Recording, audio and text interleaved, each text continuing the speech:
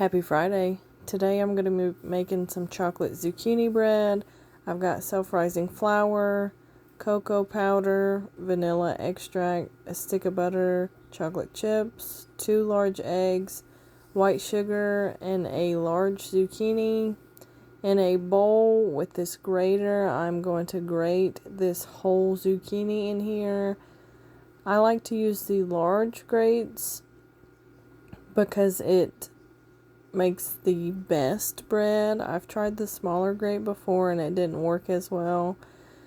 If you have a KitchenAid, they have attachments that you can use as well. I just don't have an attachment for that, so I hand grate it. I'm going to melt this stick of butter in the microwave and pour it into my bowl. And then I'm also going to add in the eggs in here, the vanilla, and 1 cup of white sugar, and mix that really well. I like to use the vanilla from the Amish store. It's really good.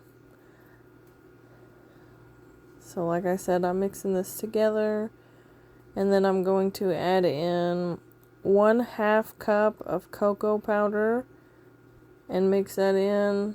It's going to start looking like a brownie batter. That's what you want. And you could just add flour to this and have brownies if you add chocolate chunks to it. But today we're making zucchini bread.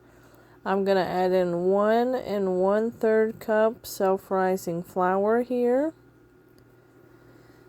And mix that again. And then after all this, I'm going to add in some chocolate chips. I like to add some chocolate chips into the batter as well as some on top of the loaf here. And then I'm going to stir in my zucchini. This is 2 cups, so 1 zucchini is normally 2 cups. If you have a really big zucchini, maybe it'll yield more, but mine was perfectly 2 cups. And then I'm going to spray my muffin pans with olive oil spray and put the mixture into my muffin pans. You can make these as muffins, you can make them as pancakes, you can make them as a loaf, as a bundt cake. You can make it however you want. I just made muffins this time because it was for a function and it fit perfectly in my serving dish. So that's what I did. You could also use an ice cream scooper if you have one of those. We don't have like the one with the push scoop. We just have a manual ice cream scooper.